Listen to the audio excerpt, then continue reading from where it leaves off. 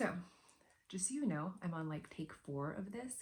And this is going to play into what I'm about to say. So, by the time I get to these videos, by the time that I get to doing the message of these videos, it might seem like it has been clear to me all week. And I want to really stress that yes, by the time I do these videos, things are clear and there's a sense of peace and there's a sense of understanding and there's a sense of peace and understanding. Again, as I get further into this video, you'll see words sometimes just lose their meaning, but the journey there is not pretty. So for example, this week, it started out Monday. I told my husband, I said, oh, I feel it coming. Like I feel this ickiness, this uncomfortableness. Like I feel like I know there's going to be growth this week and it not excited for it, you know?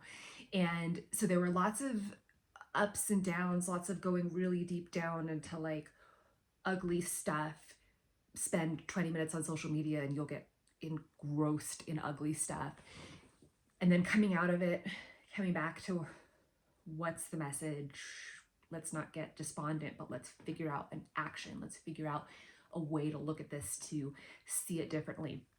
So I'm not going to harp on that, but I just want to stress that yes, by the time I do these videos, I have a sense of peace and understanding and clarity and I feel good.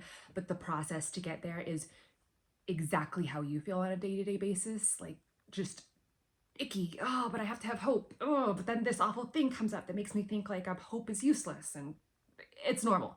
So I'm human just like you. So I have 2 messages that I want to convey today that have been really coming to me this week. And the first one is we get so focused, and I've talked about this a little bit in other videos, we get so focused on our dislike or like for a person that we forget about the message. So, you know, right now the political world is really prevalent, but like I've said in previous videos, the political world is just a reflection of the spiritual world, and everything is the reflection of everything else, right? So you can't compartmentalize, this is how the political world works, but this is how my personal life works. It's all connected. Okay, so you fix this, you fix that. And of Course in Miracles talks about that, but that'll be a whole other video. So anyway, so I've been thinking about how, as an example in the political world, no matter what side you're on, we can get so frustrated with the other side because we're like, you know, let's say it's a Republican. We're like, this Republican is speaking truth that you as a liberal claim to agree with, but because it's a Republican speaking it, now you hate it. It's an awful message. Has no basis. They're totally not sincere about their message, blah, blah, blah, blah, blah, right? And don't get me wrong, it's vice versa. Like I just used that example, but same thing. Like if I hate somebody on the other side, no matter what they say, no matter what message they say, even if I agree with it, I am going to dig my heels in and not agree with it because it's coming from them, right?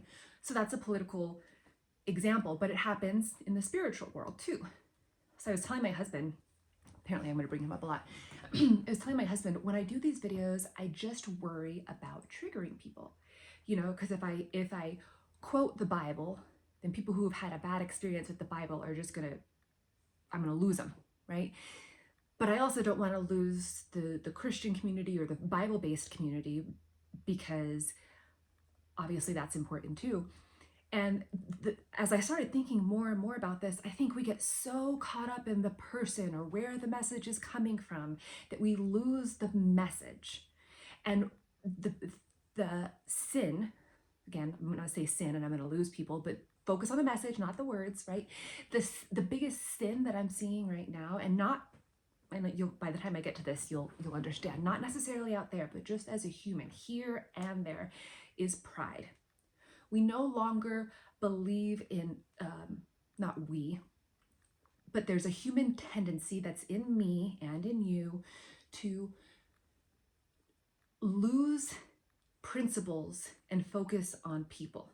Lose principles and focus on the source where the principle's coming from, right? So if I've had a bad experience with Christianity, if I've had a bad experience with the Bible, if somebody quotes to me the Bible, even if my morals, my principles, yeah, kind of align with that, I'm just like, oh, I hate that message. Hate it, right? And vice versa, right? So if we're like hardcore Christians, hardcore into the Bible, and for example, Buddha says something, or Ernest Holmes, who's kind of like the founder of the Center for Spiritual Living, says something, we're like, blasphemous. And we have to stop that, because we lose out on such powerful messages by being so proud and so sure of our rightness. We lose out on powerful messages because of where they're coming from. And I was thinking about this for somebody who I follow, and I've talked about in a previous video, is Abraham Hicks. So Abraham Hicks is the woman herself. Her name is Esther Hicks, and she feels that she gets a message from a divine presence, which she calls Abraham, and Abraham speaks through her.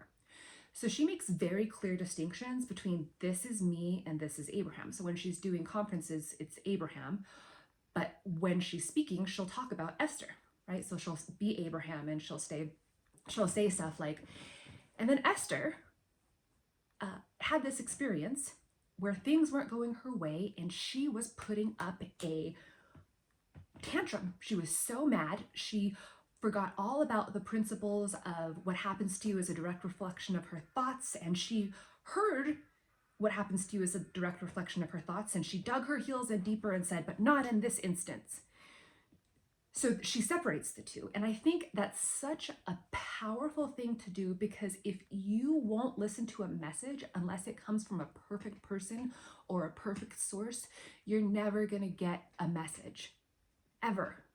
You're never going to find a perfect person that's going to convey a message. And one, you're going to miss messages, and two, you're going to follow stuff that's completely antithetical to what you believe, just because you're so intent on us versus them, and my people are saying it, so I'm going to stick with it because we're at a war. It's us versus them, and there is a part of me that knows it's hypocritical, but I don't care, because it's the person that's saying it, and they're on my team. So yes, I'm going to support them.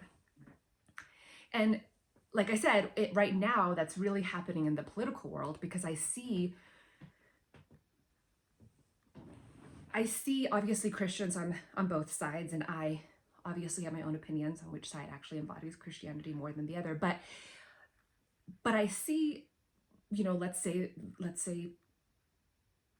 the right, let's say, doing something that's clearly very Christian, like that's clearly very sincere, that's clearly very like, this is in alignment with what Christians believe. Okay. And again, people are getting triggered right now. Oh my God, I'm not a Republican, so I'm getting triggered by what she's saying. Get over it.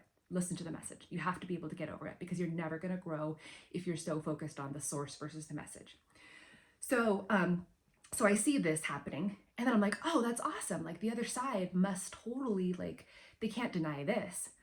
But then I look at the other side, and they just have this whole story about how, like, it's actually blasphemous, and there's actually no sincerity and whatever. First of all, like, I don't know how you would know if somebody's sincere or not. That's none of your business. Like, you don't live with them on a 24/7 basis, right? Like, instead, why can't we say, oh, here's somebody who I don't agree with 100%, which, fun fact, that's everybody in the world.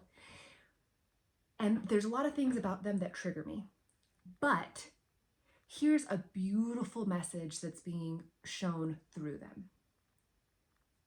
Let me let go of my pride of us versus them and focus on the message. So when I was thinking about this, I was thinking about Jesus in the Bible. And I know non-Christians right now are going to be like, oh, no, not Jesus. I'm not going to listen to it now because it's Jesus, because it's the Bible. Get over it. I know that sounds harsh, but we have to get over our triggers of what words mean to us and get down to the deeper roots of stuff. Okay, so like I told my husband, I said, I don't want to alienate Christians by talking about this, and I don't want to alienate non-Christians by talking about this. And he's like, just talk about it. People need to get over that. People need to listen to the message. People need to, for example, and again, I'm going to offend people. People are so focused on Jesus saving them that they forget that to do anything that Jesus said, which is partly why I loved the Center for Spiritual Living, because it was really focused on living Christ consciousness. It's not about being saved by a man or by a being or by a figure, but by the words of the figure, by the teachings of the figure. So going back to Jesus, take a second to deal with your triggers. I started thinking about how he interacted with all these people that he shouldn't have interacted with. You know, and what really comes to mind, I mean, there's a couple things that come to mind, but what really comes to mind is when he interacted with the Roman, right? And in this example for our world today, that could be your political opponent, right? Which the fact that we have a political opponent is silly, but he interacted with this Roman, and I could just see, let's say the Roman is playing devil's advocate, because you know what side of things I'm on. Let's say the Roman is a liberal. And I am a Republican. And I think, you know, whatever, I'm on the right side of things. This is just an example. I'm not saying that I'm on the right side of things. I'm just giving an example. But let's say the Roman is a liberal. And Jesus goes up to this liberal who half the world has deemed as evil. And I'm on the side of good, and Jesus is on my side, and he goes up to this Roman, and long story short, this Roman has more faith than these people, right? This Roman says, God, only say the word and I shall be healed. What the hell? That's not how it was supposed to work. We're the good guys. Why are you talking to the bad guys? And Jesus is like, nobody's fucking bad guys. Sorry, excuse my language. So now I hear people saying, yeah, I know, religious people are always like, only religious people are the good guys. Fun fact, Jesus also hung out with really holy religious people. Like the Virgin Mary was very devout. She was sinless. Her family was really religious, right? So I see us projecting on both sides.